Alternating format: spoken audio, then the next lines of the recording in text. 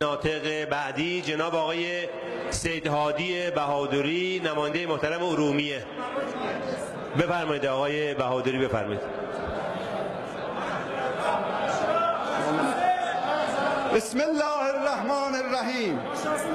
سلام و صلوات بر خاتم انبیا و خاندان مطهرش و عرض ارادت خدمت آخرین ذخیره امامت و ادب خدمت مقام عظمای ولایت و درود به روح پرفتوح معمار کبیر انقلاب و شهدای انقلاب، جنگ تحمیلی و حرم.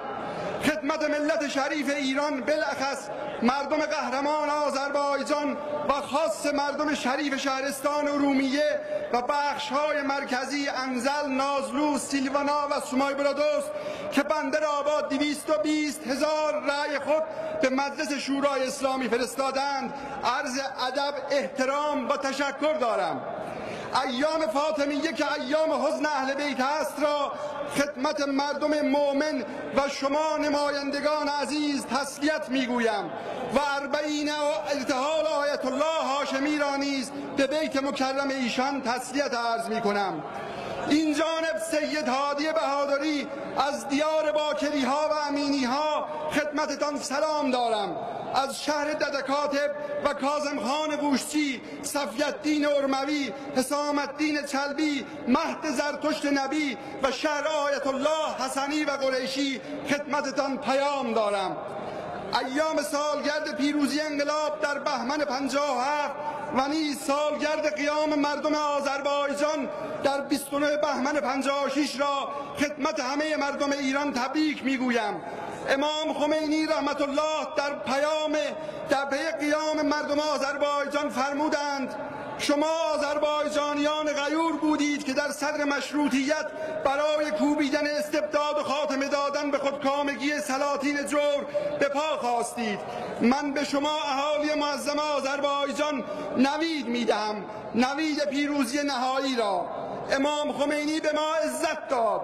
دوران پهلوی دوران استیلای استعمار و استبداد، دوران خفقان فکری و فرهنگی و دوران بی‌عدالتی بود.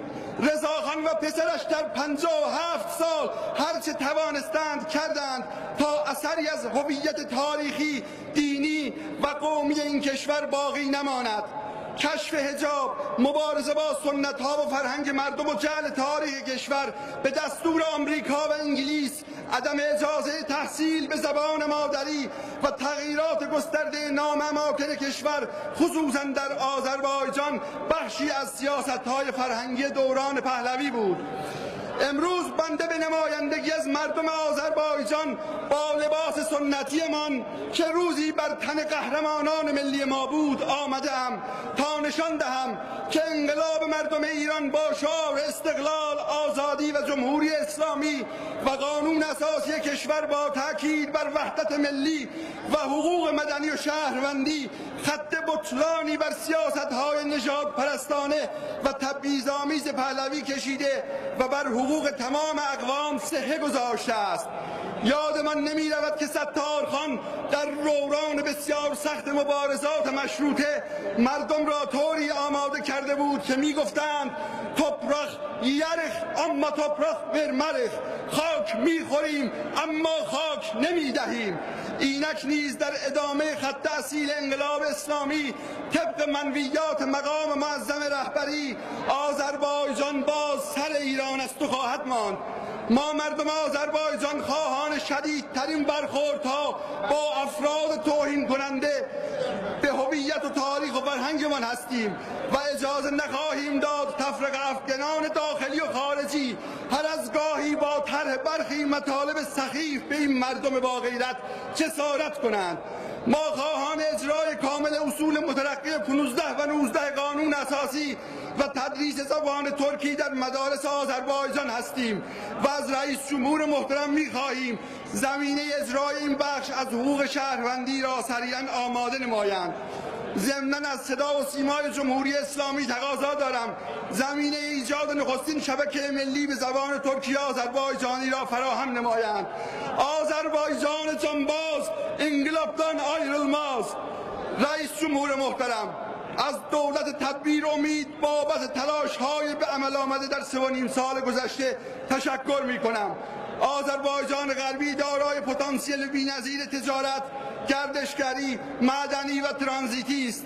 اینک علیرغم این پتانسیل‌ها هنوز در شاخص‌های توسعه و بیکاری استان ما جزو استان‌های بسیار عقب مانده است. مثلا از نظر شاخص درآمد سرانه از میانگین کشوری 40% پایین‌تر است، یا از نظر شاخص بهداشت و درمان و آموزش جزو استان‌های آخر است. آقای دکتر روحانی، آذربایجان غربی با تقدیم 12,000 شهید امروز برای رسیدن به میانگین کشوری 2000 میلیارد تومان سرمایه گذاری لازم دارد. رئیس جمهور محترم، انتظار مردم حرکت مداوم بر مسیر اعتدال، تزریق امید در جامعه، تدبیر در امور کشور و حذف کامل تبعیض‌ها و پارتیبازی‌ها و راندها و دزدی‌ها و فسادها از بیت المال و حاکمیت اخلاق در جامعه است. آقای رئیس جمهور، از شما بابت توجه به دریاچه ارومیه تشکر می‌کنم، لیکن این آغاز راه است. دریاچه ارومیه در شرایط بسیار دشواری به سر میبرد. ما هم دریاچه را میخواهیم و هم کشاورزی را، و این ممکن نیست مگر با تدبیر. آقای رئیس جمهور، از شما برای استفاده بیشتر از ظرفیت نخبگان کشور دعوت میکنم. سرمایه اجتماعی خصوصا نخبگان هنوز مغفول مانده‌اند.